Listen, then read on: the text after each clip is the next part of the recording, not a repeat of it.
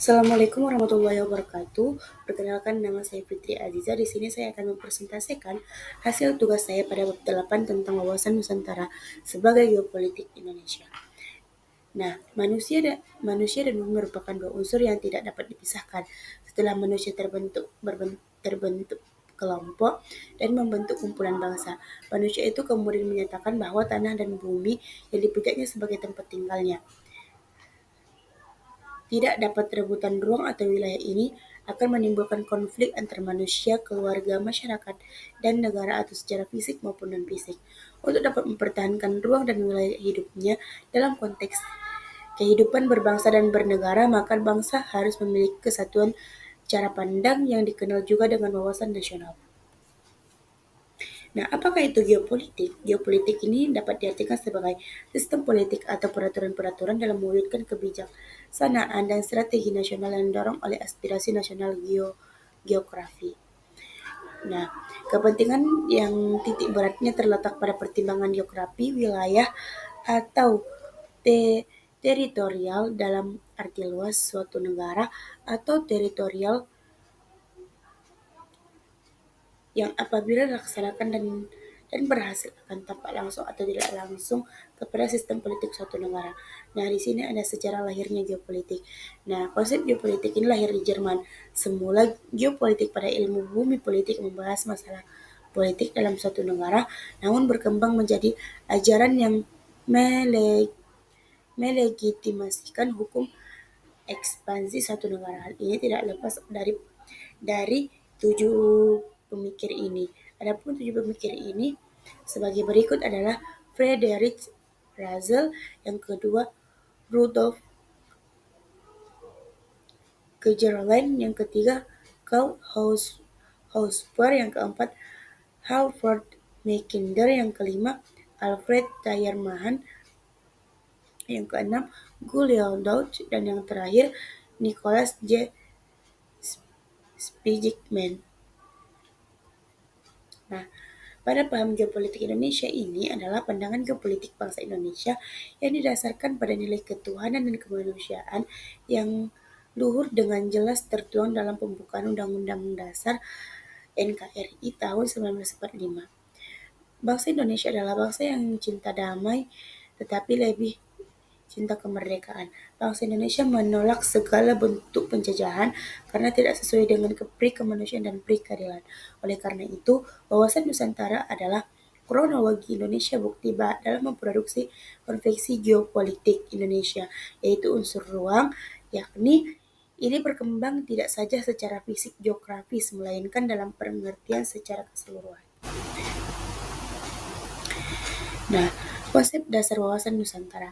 Istilah wawasan berasal dari kata wawas yang berarti pandangan, tinjauan, atau penglihatan, sedangkan kata wawas yang berarti cara pandang, cara tinjau, atau cara melihat. Wawasan Nusantara merupakan cara melihat, cara meninjau bangsa Indonesia terhadap diri dan lingkungannya. Wawasan ini berkembang berdasarkan sejarah, budaya, falsafah, keadaan geografis, serta kepentingan bangsa yang bersangkutan. Wawasan Nusantara bagi bangsa Indonesia merupakan pegangan dan menyikapi permasalahan yang menyangkut sebagai aspek kehidupan dalam menyikapi permasalahan nasional Indonesia. Nah, adapun wawasan nasional Indonesia merupakan penjabaran tujuan nasional yang telah diselenggarakan dalam kondisi, posisi, dan geografi Indonesia yang merupakan pedoman pola pikir serta pola tindak dalam rangka mewujudkan cita-cita nasional.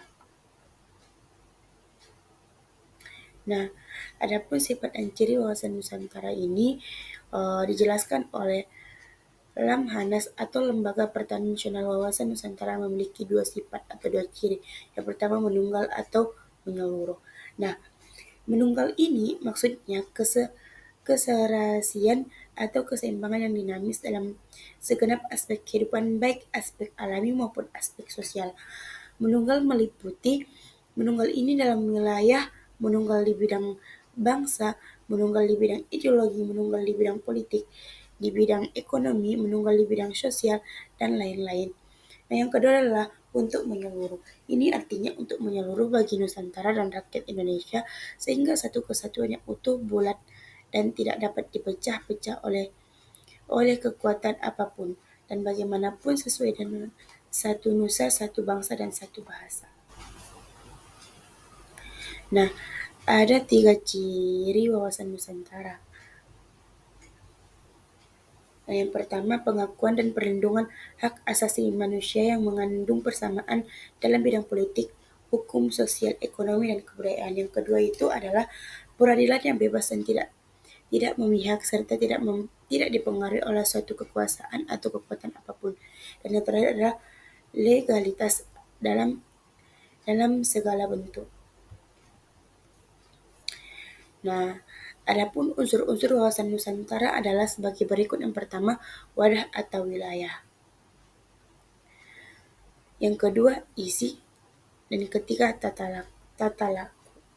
Nah, pada wadah atau wilayah ini asli segenap bangsa Indonesia dan seluruh tumpah darah Indonesia. Itu tercantum dalam pembukaan Undang-Undang NKRI 1945 alinea keempat yang meliputi wujud wilayah, kata inti organisasi, tata kelengkapan organisasi. Nah, yang kedua adalah isi, meliputi cita-cita bangsa yang tertuang dalam pembukaan Undang-Undang NKRI tahun 1945, yaitu negara Indonesia yang merdeka, bersatu, berdaulat, adil, dan makmur. Rakyat Indonesia yang kehidupannya kebangsaan yang bebas titik pemerintah negara Indonesia yang berkehidupan berbangsa yang bebas titik pemerintahan negara Indonesia melindungi segenap bangsa Indonesia dan seluruh tumpah darah Indonesia ini dan memajukan kesejahteraan umum, mencerdaskan kehidupan bangsa dan ikut melaksanakan ketertiban dunia berdasarkan kemerdekaan, perdamaian abadi dan keadilan sosial. Nah, yang ketiga adalah tingkah laku yang melebihi 2 segi, yaitu tata laku batin dan lahiriah. Nah, adapun faktor wilayah yang mempengaruhi wawasan Nusantara ini adalah ada 3, yaitu asas kepulauan, yang kedua kepulauan Indonesia, dan 3 adalah konsepsi tentang wilayah Indonesia. Yang pertama, asas kepulauan. Lahirnya asas kepulauan ini mengandung pengertian bahwa pulau-pulau tersebut selalu dalam kesatuan utuh, sementara tempat unsur perairan dan lautan antara pulau-pulau berfungsi sebagai unsur penghubung dan bukan unsur pemisah. Dan yang kedua adalah Kepulauan Indonesia. Bangsa Indonesia sangat mencintai nama Indonesia meskipun bukan dari bahasanya sendiri, tetapi diciptakan orang Barat. Nama Indonesia mengandung arti yang tepat, yaitu Kepulauan Indonesia. Titik dalam bahasanya itu adalah Indo berarti India dan Nesos yang berarti pulau. Nah, Indonesia mengandung makna spiritual yang di dalamnya terasa dan jiwa perjuangan menuju cita-cita luhur, negara kesatuan, kemerdekaan, dan kebebasan. Dan yang terakhir adalah konsepsi tentang wilayah Indonesia. Nah, dalam pengembangan hukum laut internasional dikenal beberapa konsepsi mengenai pemilikan dan penggunaan wilayah laut. Nah, dan sesuai dengan hukum laut internasional secara garis besar, Indonesia sebagai negara kepulauan memiliki teritorial, perairan pedalaman, zona ekonomi eksklusif, dan landasan kontinental. Nah, mungkin cukup sekian materi yang dapat saya sampaikan. Kurang dan lebihnya saya mohon maaf. Assalamualaikum warahmatullahi wabarakatuh.